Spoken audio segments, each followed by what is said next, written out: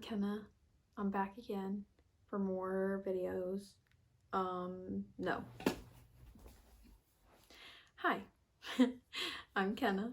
I just started this channel with a Dark Academia readathon, and I was going to do a Greek mythology one, but I really think that the best way to introduce myself is to show you some of my favorite books, because the books that people love say a lot about them, I feel like.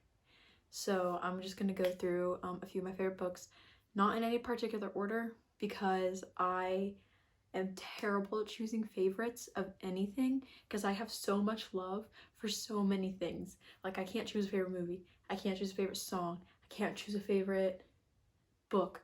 I think I can choose a favorite artist, Taylor Swift, but that's easy. Can't choose a favorite of anything else.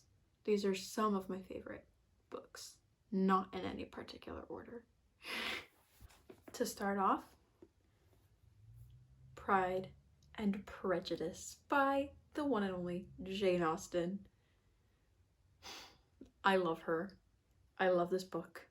It's the OG enemies to lovers. I'm not gonna fix him, let him fix himself and then I'll agree. Like, so many feelings, as you can see. And over the summer, what I want to do is annotate it in a pretty way, because this is annotated like this. It's just really messy pencil. The tab colors don't mean anything. It's just me writing and underlining. So I want to do a pretty version of it so that I can have a nice copy, my well-loved copy, and then I also have a Barnes & Noble exclusive, no, Barnes & Noble Classic edition copy. I also love Emma by Jane Austen. That's a great book too. Okay, sorry, back again. And I have another classic, and that is Animal Farm by George Orwell, because this is like the first classic that I loved when I first started reading them. I read it in high school, and I just remember laughing so hard because of all the irony in this. It's just so funny, and I couldn't take it. So definitely Animal Farm. And I'm gonna do a reread of this for sure, because I remember it being so good. Moving on to modern books, I have The Secret History by Dawn Tartt. Who's surprised? Not me. Okay, well actually, since this is the first introduction, maybe you. I started annotating it when I was in high school, over quarantine actually, but I didn't know anything about annotating back then.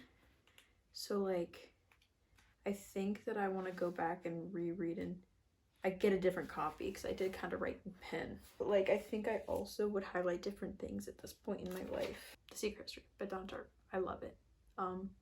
Should I be giving synopses of these so you guys are, I mean, everyone knows what those are, right? Maybe not. Everyone knows the story of Pride and Prejudice. Yeah? Should I give? I feel like I don't need to. It's about Elizabeth, who lives with her 5 sisters, and their one object in life is to get married, because getting married is the sole way for women to survive in life. Except for Lizzie. She's not like other girls. She's also the OG, not like other girls, which is interesting to read. And then they meet these rich guys, Mr. Bingley and Mr. Darcy, and Mr. Bingley immediately starts liking her older sister, like you can just tell. And Mr. Darcy is like proud and quiet and arrogant and like looks down on people.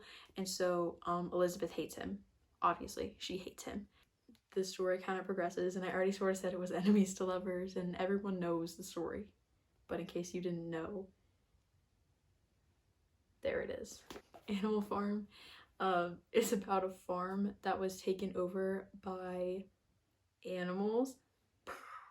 Basically, I think there's 2 pigs that rule over it, sort of. The first one dies, and the second one rules over it, and there's like, he writes rules on the barn, and it's like all animals are equal, but some animals are more equal than others. This whole thing is like a, I don't know what you would call it, a metaphor to communist Soviet Russia.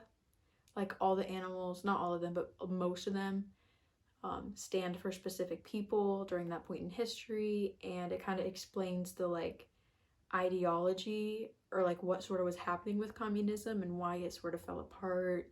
So it's so funny because you know what's happening. You're like, wait, you're twisting it, you're manipulating them, you're making that not, that's not correct.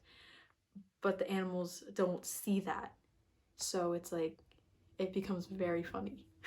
The Secret History by Donna Tartt.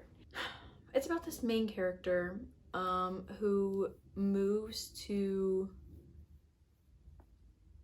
where are they? New England. That's, it just says New England. And joins the classics program at his new school, at his college. And by learning about like the classics, and they're kind of feel like they're above other students because they're like an elite group of 5, and they all study with this one professor and no one else, like they're set apart from the rest of the students, and that sort of like ego, power, learning about the past, like it all just sort of leads them to corruption and evil and murder. And it's so good because all of them are terrible people, but you love them, and it's like hard to come to terms with. You're like, wait, I love that character. Oh, but he's such a terrible person. Why do I love him? But like, oh, so good. So if you want to be confused about your feelings. Next we have Throne of Glass by Sarah J. Maas. It rhymes. Okay, synopsis first, then I'll explain why I love it. It's basically about this girl named Celaena Sardothien, and she gets chosen by the crown prince to compete in a king's contest for who will be his champion. And whoever wins the contest by going through a series of trials, you know, like climbing, fighting, tasting poisons, I don't know, like stuff like that, they will be the king's champion and like do all his dirty work until, you know, for a specific period of time, and they will get their freedom. And Celaena has never in her life been free before. She's like immediately takes it, and she's like, I will do anything it takes because I want to be free so badly. But then as she starts walking around the castle, being her little assassin self, oh, she's the best assassin in the land, she starts to notice that there's sort of like something dark and sinister going on in the castle besides the competition, like something else. Now that I have that out of the way, I love this because I read it when I was 14 years old, and at that point in my life I was like, oh, all fantasy books are the same. It's just about a girl and then she gets saved and there's a dragon, but actually the girl's probably cool. And that was like that. I was like, all fantasy is the same, it's all the same plot line. But then I read this because I joined a book club, and I read this and I literally was like, I read it all in one night. I loved it.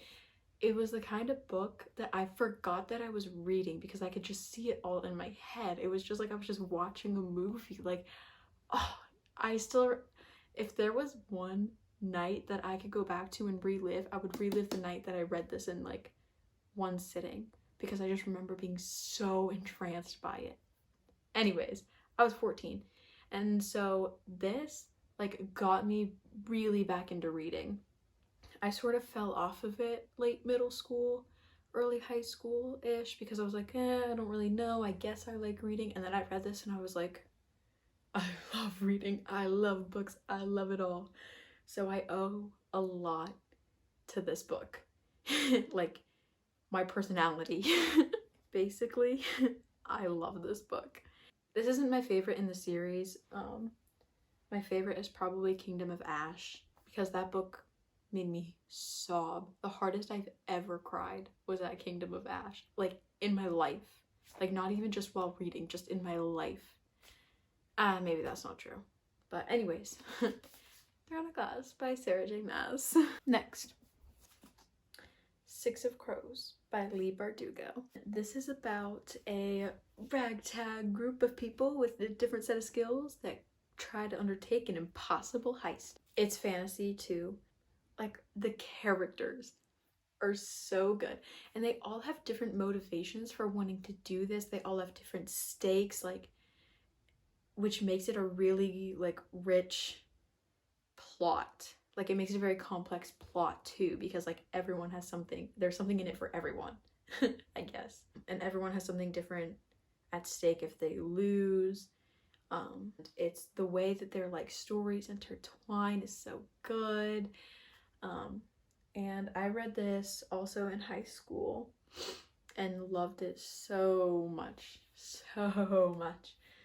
It was the first book that I ever tabbed. Like, I never tabbed a book before this, but I was like, oh, I need to mark that. So I was like, that was so good. And I love Leigh Bardugo's ability to create such amazing characters and to make them like realistic. And the quotes you can pull from her books are phenomenal. Like, I just read that one because I was like, oh, what was I doing? When everyone knows you're a monster, you didn't waste time doing every monstrous thing. It's just so good. Like, oh, instead of being like, yeah, I have a great reputation, so I don't even need to do the things I say I'm going to do. The way she phrases that, so good. So Six of Crows, I love it. I haven't read it in a while. Maybe I'll do a reread soon. I also do love the A Court of Thorns and Roses series. I don't know if it's up in my favorites, but I did love it. And I think I'm gonna do a video where I rank all Sarah J Maas books, minus A Court of Silver Flames because I haven't read it because I hate Nesta. So I put it off, and now I'm waiting for the paperback to come out because I have the paperback of the rest of them. The Atlas Six by Olivia Blake. I'm sorry, girl, I don't know how to say your name, but you're awesome. I say as if she's watching this video. It's about these really talented people that get chosen to compete for a spot. The Alexandrian Society. I couldn't remember what it was called. They compete for a place at the Alexandrian Society. 6 are chosen, and only 5 will be able to continue on. So basically they go, they start studying, and they learn about, like, basically all human knowledge can be taken from the Alexandrian Society. Like, they have all human knowledge, but you can't access all of it unless you, like, have specific circumstances, that sort of thing. It's dark academia. It's people competing academically. I love smart characters. And the writing is done really well. Again, characters. The characters are so good. I love character-driven stories. Love character-driven stories because I get so attached. The relationships between the characters is good. It's complicated. It's messy. It's like one thing and then it's another. Like, the relationships between the characters is so good. Very realistic. That was one of my favorites from last year. My second favorite, I think. So I guess it's on my top favorites of all time. Right? Like, that's just default. Okay, now this one's not going to come as a surprise for probably anyone. I'm looking around to see if there's any that I like. The Reader Starter Pack. Harry Potter and Percy Jackson. I read these in elementary school. I read this one because my neighbor read it and I thought she was so cool and I just needed to read it so that I could be like her. And then I had to get like special permission from my parents to check out the older books at the library since they were more mature. And that made me feel like a badass. I was like, yeah, I have my parents' permission. I can read the older kids' books. Like, I felt so cool needing to get permission to read a book. But then my mom made me go on a hiatus because I used to love sleeping in my parents' bed, who didn't as a kid. So I would use Bad Dreams About Voldemort as an excuse. I would just be laying there and I was like, oh, I want to go sleep in my mom's bed. So when I go up to her and I'd be like, I had a bad dream about Voldemort. And then she made me stop reading that.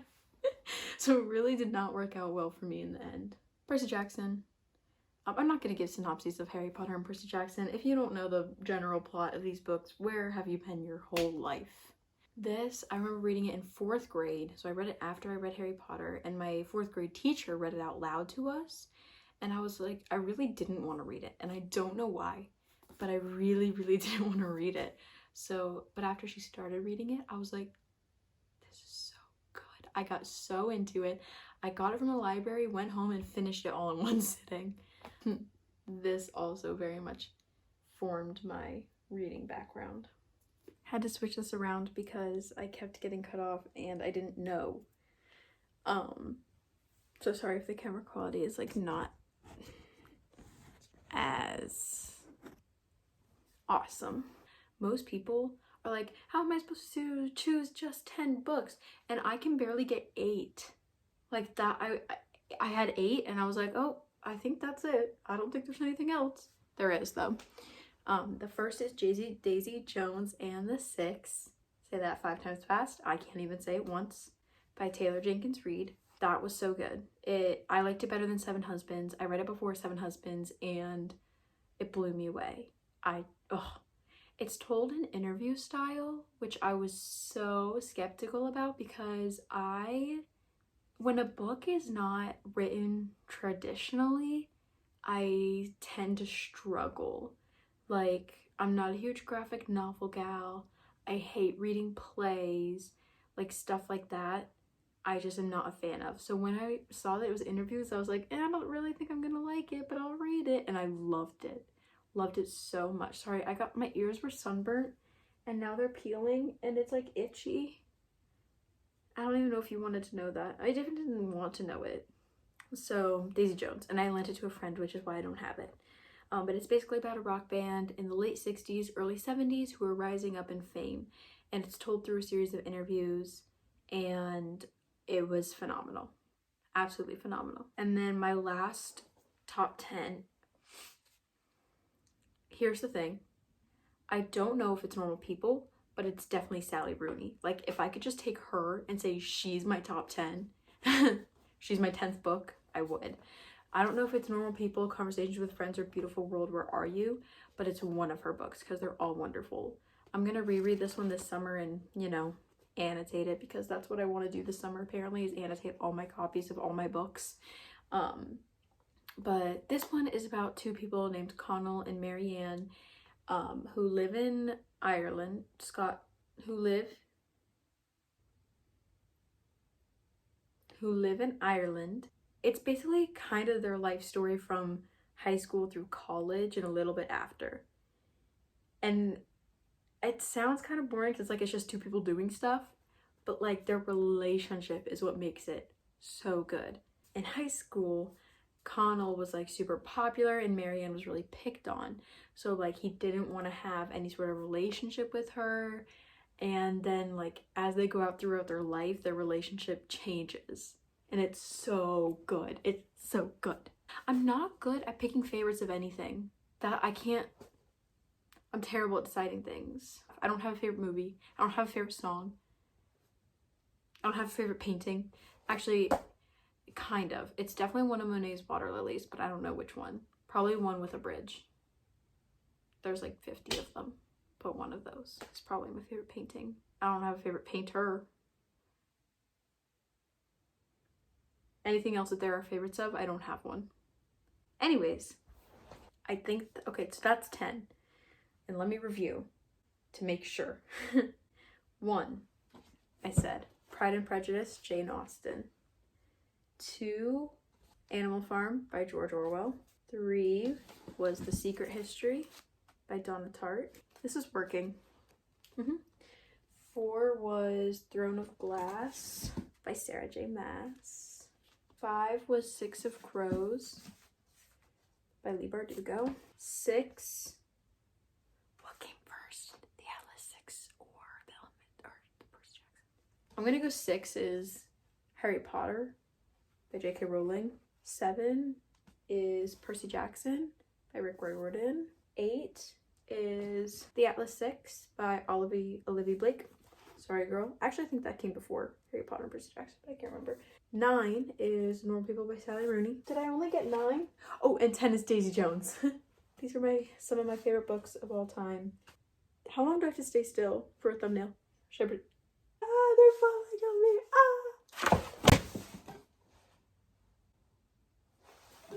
That's all. So hopefully this helped you get to know me better as a person and as a reader, and what my tastes are and what you can expect more of. I'll tell you what you can expect more of.